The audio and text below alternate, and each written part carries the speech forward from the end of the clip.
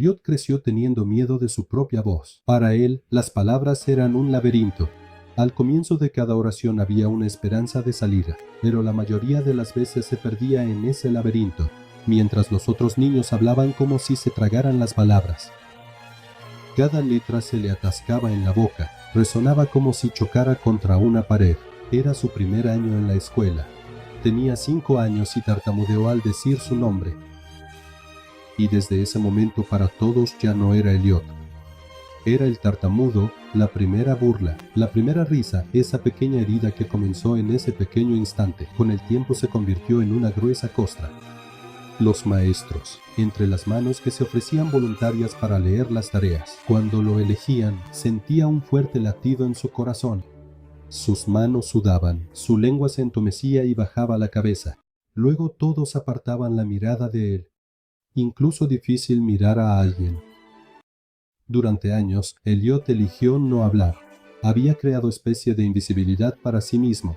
Llevaba el silencio como un refugio. Las palabras vivían en sus cuadernos. Las frases que escribía eran fluidas e incluso hermosas. Pero todo lo que salía de su boca estaba roto, fragmentado e incompleto.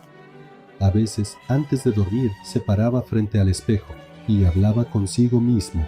Rostro sonrojaba, sus ojos se llenaban de lágrimas, pero repetía cada noche las mismas palabras con el mismo dolor, como si un día ese candado fuera a abrirse.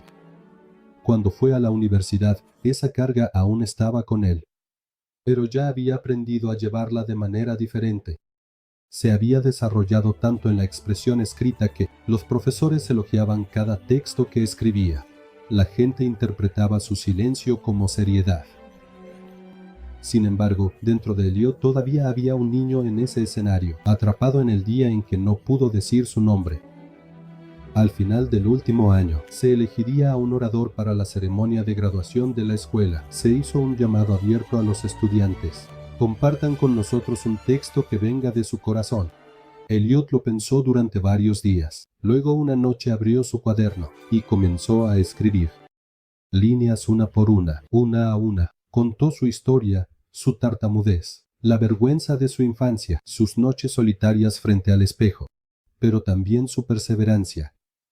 Aunque no hablara, nunca dejó de hablar desde dentro. Cada palabra que escribió era como una compensación por lo que no había podido decir años. Este texto era como una carta al niño que llevaba dentro. Le decía que su voz podía estar herida, pero que aún podría contar su historia. Entregó el texto y unos días después llegó un correo electrónico. Ha sido seleccionado, usted es nuestro orador de graduación. Ese momento se detuvo, alegría y miedo comenzaron a competir. Su corazón latía tan rápido. Parecía que iba a salirse de su pecho. La escuela lo había elegido, pero había algo que ellos no sabían. Elliot no podía hablar, o al menos eso creía él. Llegó día ceremonia. Cuando subió al escenario, el papel en su mano hacía temblar sus manos. El salón estaba lleno de estudiantes, profesores, familias y en la primera fila, su madre. En el momento en que sus ojos se encontraron, su interior se calmó por un instante. En esos ojos había una palabra: puedes hacerlo. Elliot tomó el micrófono en su mano, respiró profundamente y comenzó. Era oración no completa. Algunas personas giraron la cabeza. Una mujer frunció el ceño y comenzó a escuchar, pero no hubo risas. Elsa intentó completar la frase de nuevo. Las palabras se le atoraron en la garganta otra vez, pero esta vez no huyó. Continuó. Con cada tartamudeo, el salón se volvía más silencioso. Con cada pausa, aparecía más admiración en los ojos de las personas. Porque lo que veían allí no era una oratoria perfecta, sino una verdadera valentía. Cuando llegó a la mitad del texto, su voz ya era más clara, porque momento se dio cuenta. Esa multitud no quería que fuera perfecta. Quería que fuera auténtica. Quería que fuera ella misma con su voz herida. Cuando terminó su discurso, bajó el papel. Hubo unos segundos de silencio. Luego todo el salón comenzó a aplaudir de pie, cientos de personas con lágrimas en los ojos. En ese momento, algo cambió dentro de el Jotun. Su voz ya no era una fuente de vergüenza, sino que se había convertido en una fuerza. Y esa voz tocaba el corazón de los demás. En meses, su discurso se difundió en las redes sociales. Millones lo vieron. Lo llamaron el hombre que hablaba con tartamudez. Fue invitado a conferencias. Subió a los escenarios. Cada vez no ocultó su tartamudez. Deliberada hizo pausas. Deliberadamente tropezó, porque esas pausas ya no eran vergüenza, eran parte de la narrativa. Eliot ya no era solo un orador. Era un hombre que había enfrentado su propio miedo. Con su voz herida daba valor a miles de personas. Y un día un periodista le preguntó: ¿todavía tartamudea? Eliot sonrió: a veces.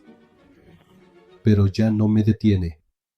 Porque me di cuenta de que las personas no recuerdan que tan perfectamente hablas.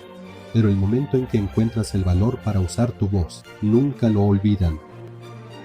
La segunda historia, Isabelle nació al borde del desierto, donde el sol se alzaba cada mañana desde el mismo lugar, donde la tierra había estado sedienta de agua años, un lugar donde la gente incluso respiraba lentamente.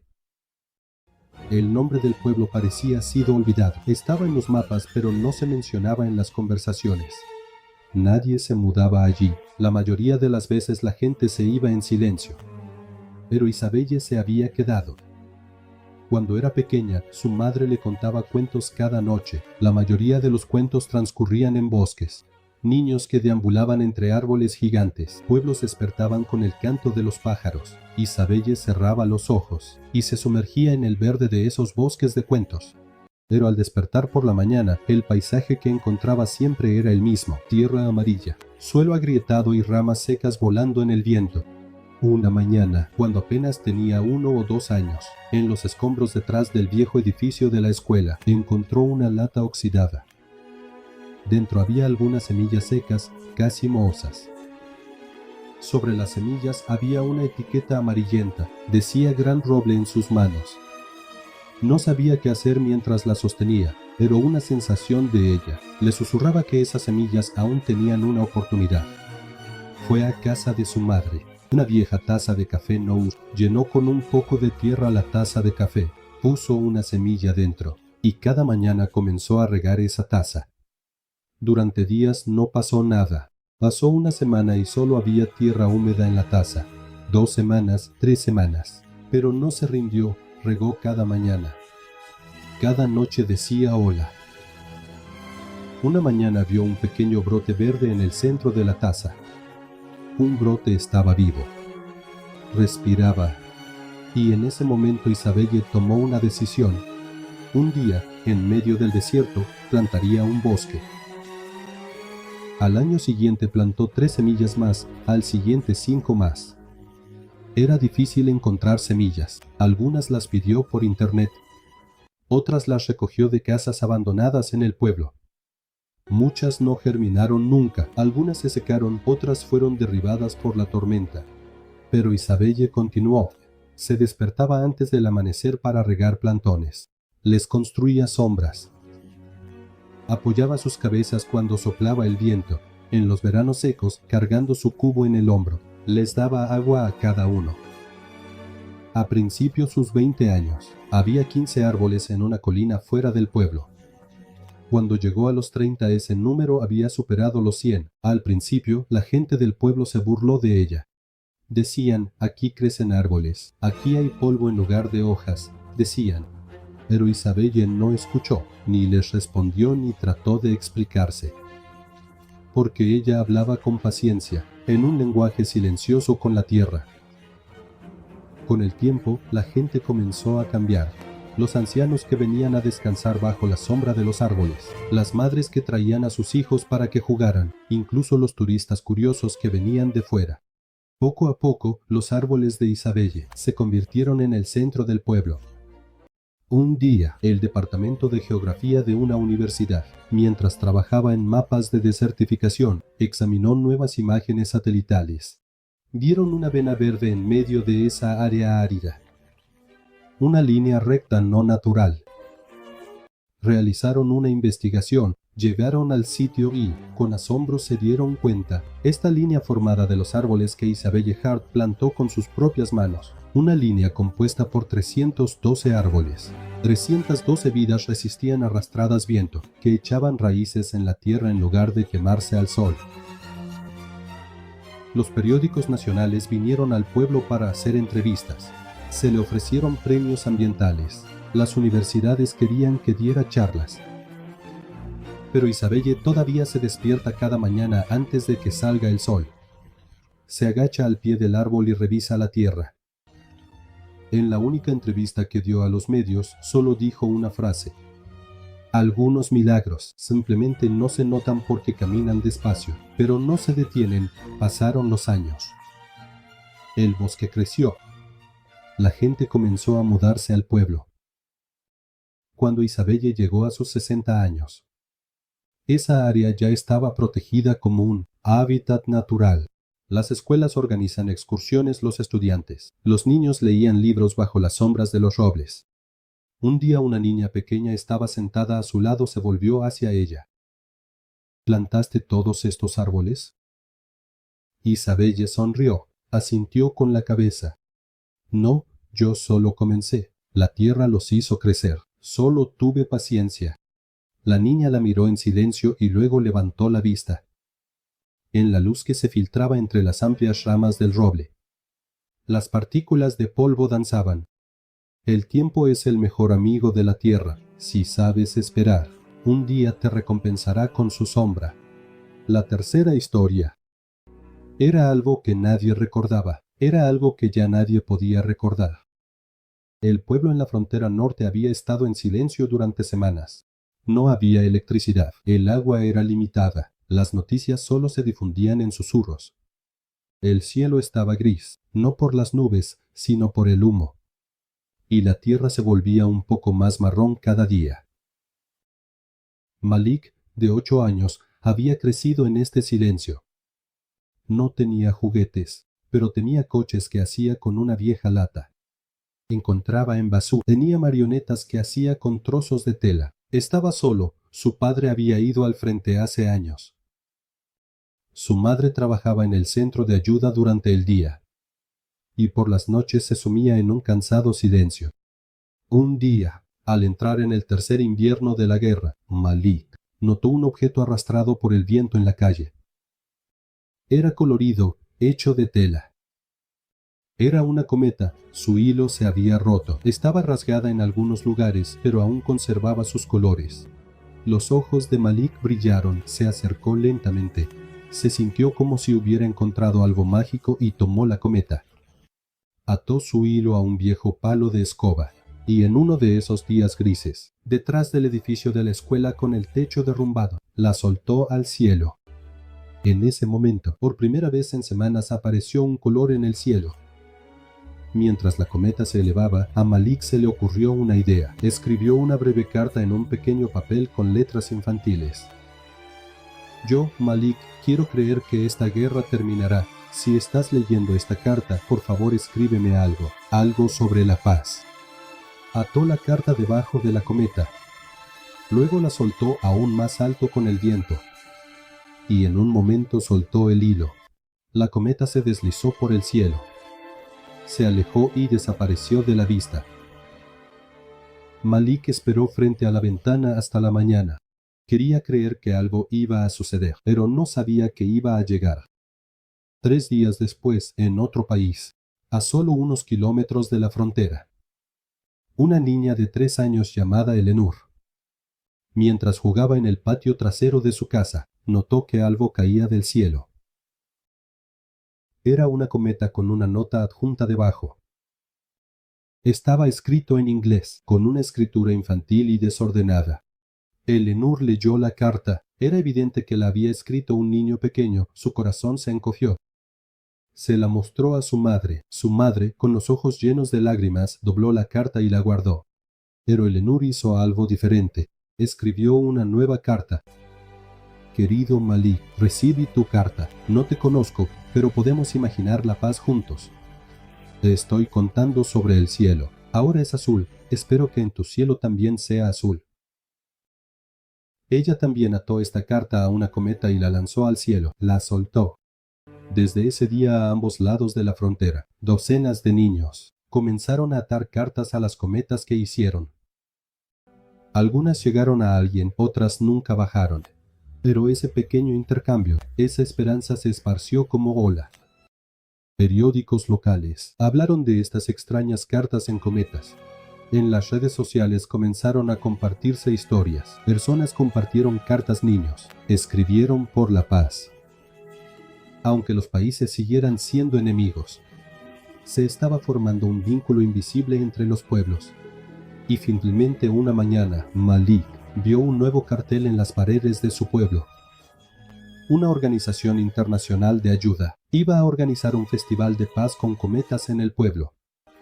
Abierto a todos, sin armas, día silencioso, cometas en el cielo, cartas en el viento. Malik hizo la misma cometa ese día. Los colores ya estaban más desvaídos, pero aún volaba. Y esta vez escribió frase: soy Malik, crecí en esta guerra, pero aprendí a ser niño en la paz. Gracias, chica desconocida. La cometa seguía volando, como una estela en el cielo, como una palabra suspendida entre dos niños. La cuarta historia, Jonathan. Era un nombre que resonaba en el mundo de la arquitectura. A las frías líneas del modernismo, a las frías líneas del modernismo. Cuando llegó a los 30 años, revistas lo llamaban el hombre que diseña el futuro.